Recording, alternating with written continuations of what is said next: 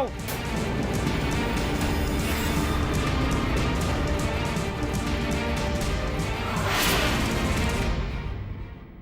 અદા, અદા મારી વાત સાંભળો અદા. હવે આ ફળિયામાં શ્વાસ લેવો એ નાતનું અપમાન છે, સમજે? મારા ઉપર દયા કરો અદા. તમારા શબ્દો પાછા લઈ લો. અનાથ બારનું કલંક અમારા માથા પર ના લગાવો.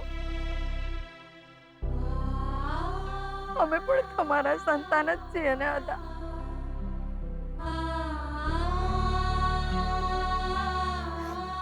અને કિંજલ, કિંજલ તું તારી જીત છોડી દે ને. આપી દે ચાવી અને ભૂસી નાખા લક્ષ્મણ રેખા. એટલે ઝઘડાનું મૂળ પતે. એ શક્ય નથી મમ્મી.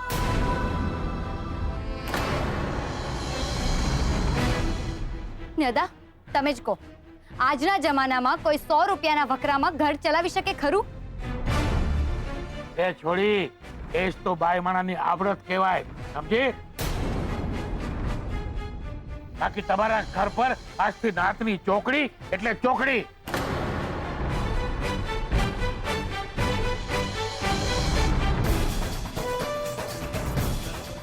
ચાલો હવે.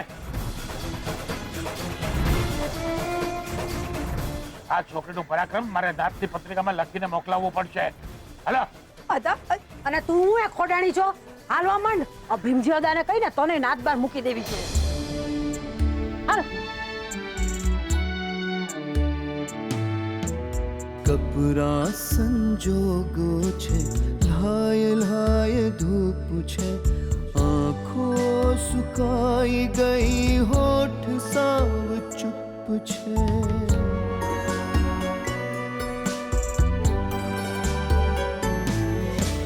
દીકરી જા હોય ફળિયામાં મોજ, પણ દીકરીના માથા પર, દીકરીના માથા પર મણમણનો બોજ છે.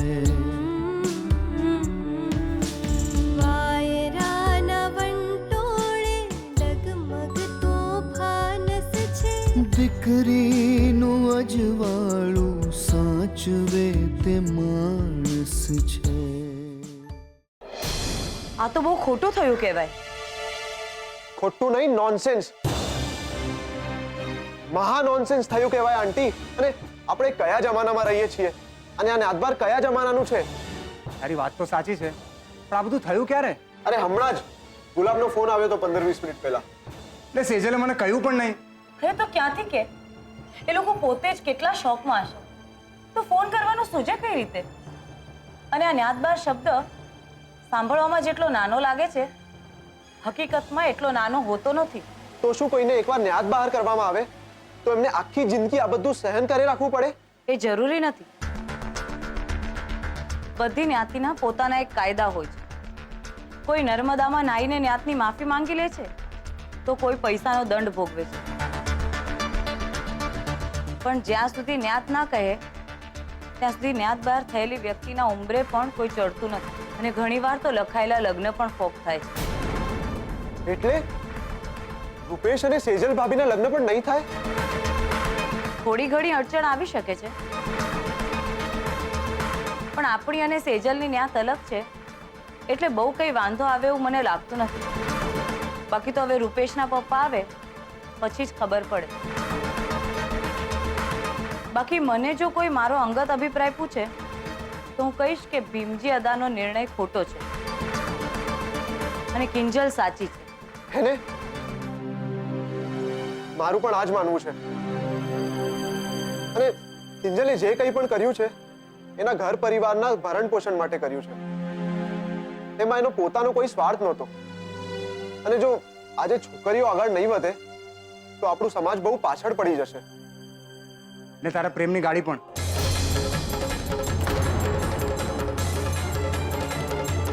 શું કહ્યું તે? એટલે કે તું અને કિંજલ?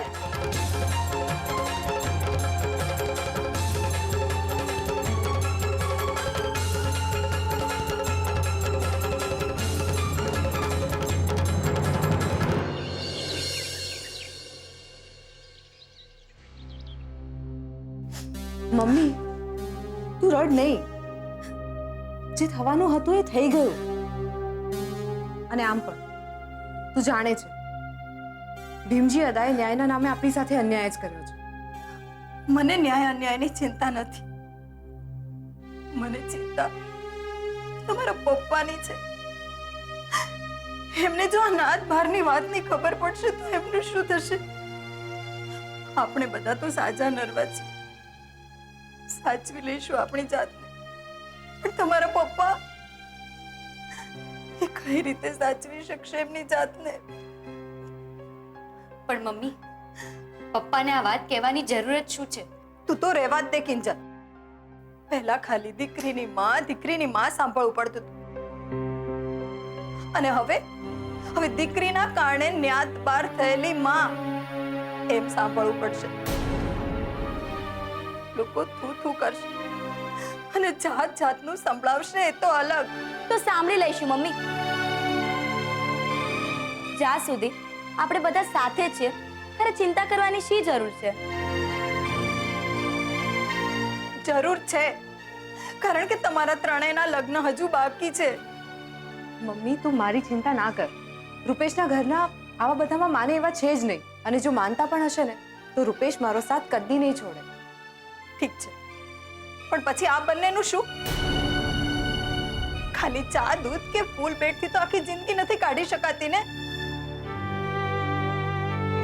નાત બાર થવું એટલે જીવતે જીવ જાતને અગ્નિતા દેવા બરાબરનું કહેવાય.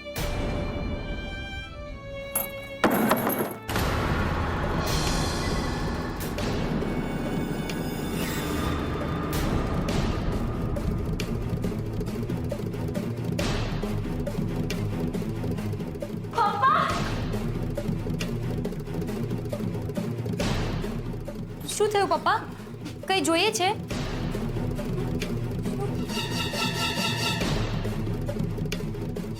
શું પેન જોઈએ છે? લખવું છે? નહીં પપ્પા, તમને હજી હાથમાં નબળાઈ છે અને ડોક્ટરે તમને સ્ટ્રેસ લેવાની ના પાડી છે.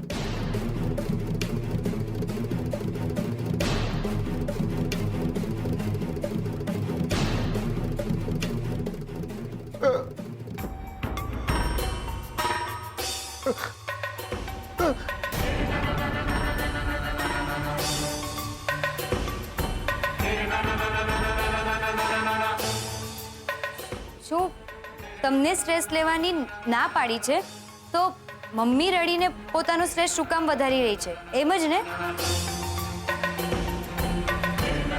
એ તો હવે તમને મમ્મી જ કહેશે.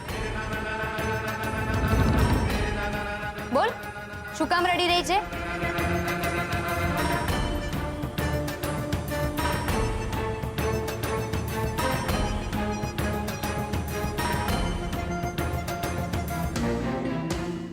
ના, આ આંસુ એ તો એની મેળે જ આંખમાં આવી ગયા. તમને તો ખબર છે ને કે હું તીખા મરચાના ભજીયા ખાઉં ને એટલે મારી આંખમાંથી ગંગા જમના વહેવા જ લાગે. કંઈ નથી થયું, એટલે તમે ચિંતા ના કરો.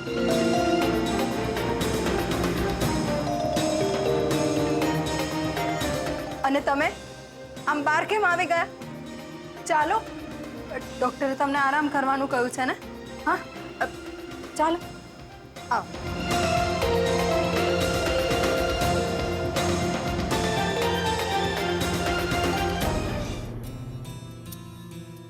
હાશ, મને તો એમ હતું કે આજે પપ્પાએ બધું સાંભળી જ લીધું હશે.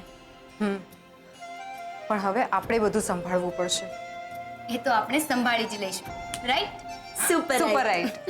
ચલ, હવે હું દુકાને જાઉં છું. ગુલાબ મારી રાહ જોતો હશે.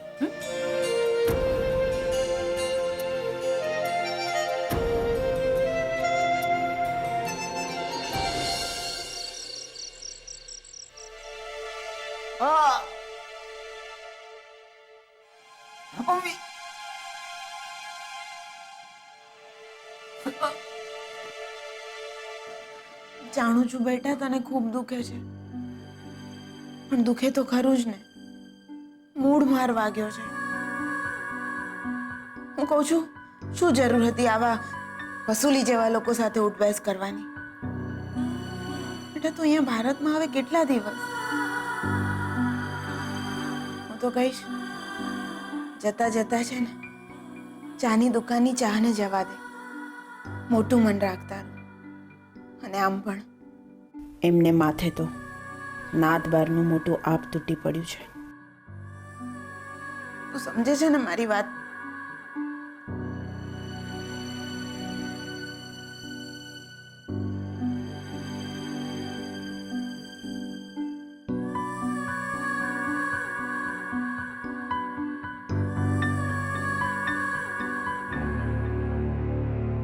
અદા, જે વાતોથી ના માને એની માટે લાકડી તો ઉપાડવી જ પડે ને. બોલો અદા, શું કરવાનું છે? આપણી નાતમાં બધાને જણાવી દો કે મોહનને એની પત્ની અને 3 દીકરીઓ સાથે આ ભીમજી કિશનચંદ ભટ્ટે પંચને નામે નાતબાર મૂકી દીધા છે. પણ અદા નાત બાર કરવાનું કારણ તો કેવું પડશે ને? હા તો લખી નાખો કે મોહનની 3 દીકરીઓએ નાતના નિયમનું અપમાન કર્યું છે. દીકરી હોવા છતાંય ગલ્લે બેસવાનો ગુનો કર્યો છે. અને આ બધું મને કાગળમાં ઉતારી આપજે એટલે નાતની પત્રિકામાં સમયસર પહોંચાડી દઉં. પણ અદા, આપણી નાતની પત્રિકા તો રાજકોટથી આવે છે. તો હું ક્યાં અમેરિકાથી આવ્યો છું? મારી આવતીકાલની રાજકોટની ટિકિટ બુક કરાવી દે એટલે આ કાગળ મારી સાથે જ પત્રિકામાં પહોંચી જાય. ભલે અદા. પણ અદા આટલા જલ્દી જવાના તમે? તમે અને રાઘવે મને જે કામ માટે ફોન કરીને બોલાવ્યો હતો એ કામ પૂરું થયું. મારે ભટ્ટ પરિવારના બીજા ઘરોનું ધ્યાન રાખવાનું ને. હા એ તો સાચું. પણ અદા તમારા ગયા પછી કિંજલડીએ કઈક ત્રાગા કર્યા તો? ભવાની વહુ, એનો ઈલાજ પણ છે મારી પાસે.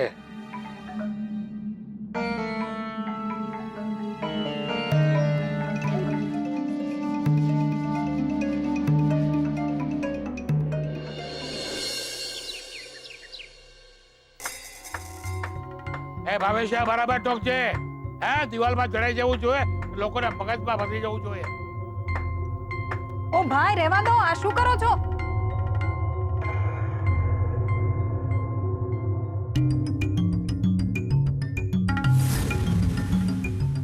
ન્યાતબાર થયાની જાહેર સૂચના? હે ભગવાન! અદા અદા શું કરી રહ્યા છો તમે? જે માણસ નાતબાર થાય એ માણસના ઘરની બહાર નાતબારનું પાટિયું લાગે એ તમને ખબર નથી? ખબર છે અદા, પણ અહીંયા તો બધા આપણી નાતના નથી રહેતા ને. લોકો વાંચશે તો કેટલી બદનામી થશે. તમારે એ લોકો સાથે શું સકપણ કે લેતી દેતી? હા,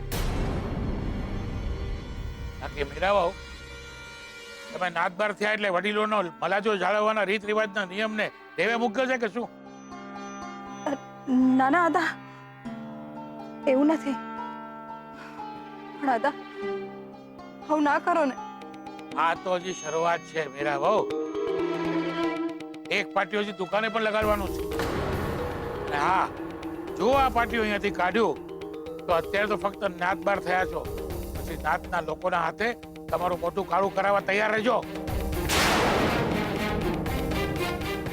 હલો ભવાની.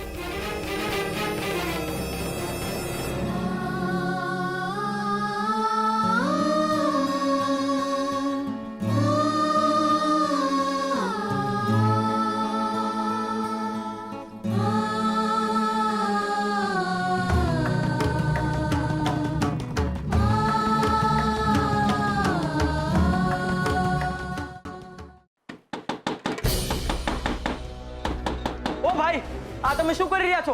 ખબરદાર જો પાટિયાને હાથ પણ લગાવ્યો છે ને તો. કિંજલબેન, આ લોકો શું કરે છે જુઓ. તમે લોકો આ પાટીઓ ના લગાવી શકો. કેમ? આ જગ્યા તારી લક્ષ્મણ રેખાની અંદર આવે છે નહીં ને? તો પછી તારી દોરેલી લક્ષ્મણ રેખાની બહાર અમે કંઈ પણ કરીએ તમને રોકવા વાળી તું કોણ? અને આમે જે નાત બાર થાય ને એના નામના તો પિંડ મૂકી દેવાતા હોય છે. આ તો મેં ભીમજી અદાને હાથ જોડ્યા ત્યારે મારા મોહનને એના નામનું એના જીવતે જીવ નો નાવ. જવા દો ને ભવાની બહુ. આની યારે માથાકૂટ કરવાનો કોઈ અર્થ નથી. આનામાં બુદ્ધિ આવશે અને નાથની માફી માંગવા આવશે ત્યારે વિચારશું. બાકી આ પાટિયું તો છે જ ને. જય માતાજી.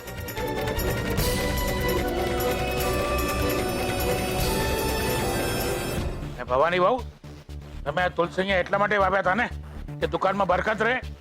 આ છોકરીની હરકત જોઈને તો લાગે છે કે આ તુલસીને જ અહીંયાથી. અરે અરે અદા અદા, તમે તો માળીના ભગત છો ને, અને આ તુલસી માળીનું જ રૂપ છે.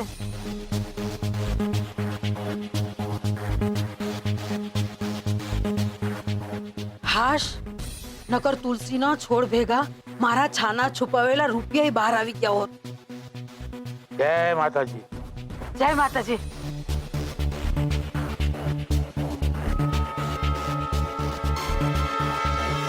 કિંજલબેન, કહો તો હથોડી ત્યાં પાટી ઉતારી નાખું, મને 2 મિનિટ પણ નહીં લાગે.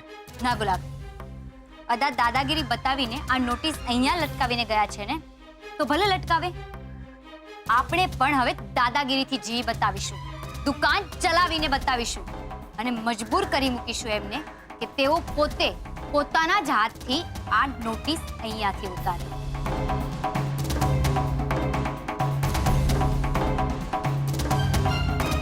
લા લા લા લા લા લા લા લા. નક્કી નક્કી નિશા કાકીનો જ ફોન હશે પાછો. હલો. હા નિશા કાકી, હા તમને કહ્યું તો હતું કે મમ્મી મંદિરે ગયા છે, પાછા આવે ને એટલે ફોન કરાવું. હા ભલે. જય શ્રી કૃષ્ણ. અચ્છા, લોકોની પણ આમ તો ન્યાત બાર કરેલા લોકોના ઘરનું પાણી પણ નથી પીતા અને ફોન કરી કરીને અમારું લોહી પી ગયા છે, એનું કંઈ નહીં. પપ્પા તમે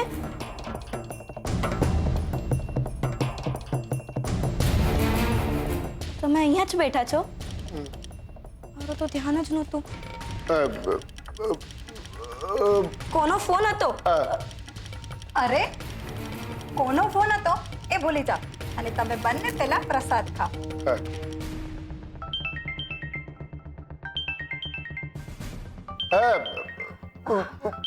હા હા, પ્રસાદ લો. રિંગ કોની વાગે છે એની ચિંતા ના કરો. હું જાણું છું કે સરોજનો જ ફોન હશે. એને છે ને ખાંડવીનું માપ જાણું છે, કેટલો લોટ, કેટલી છાશ. નિશા, નક્કી એને ન્યાત બારના નામ પર પંચાયત કરવી હશે. પણ જો હું અત્યારે ફોન ઉપાડીશ ને તો એમને ખબર પડી જશે.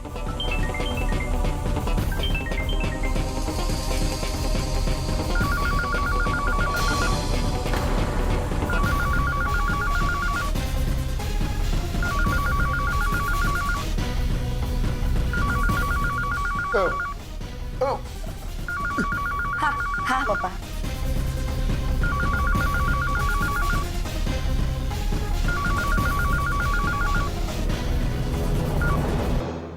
હલો. હા નિશા કાકી, મને ખબર છે તમે વારીએ ઘડીએ શું જાણવા ફોન કરી રહ્યા છો. હા, તમે જે સાંભળ્યું છે એ સાચું જ છે. બીજું કંઈ જાણવું છે તમારે? નહીં ને? તો પ્લીઝ ફોન મૂકી દો. જય શ્રી કૃષ્ણ.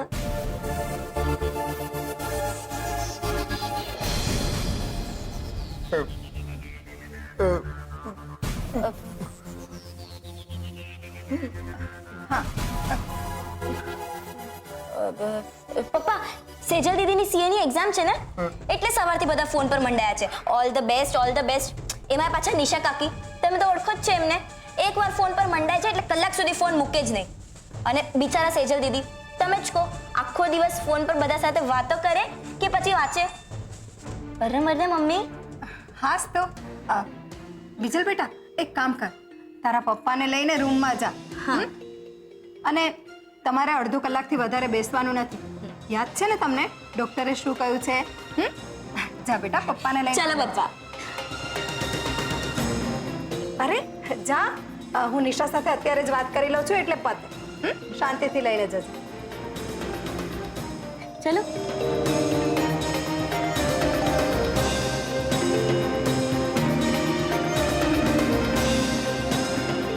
આમ ને આમ જો લોકોના ફોન રણકતા રહેશે ને કિંજલના પપ્પાને ન્યાત બાર વાળી વાત ખબર પડી જશે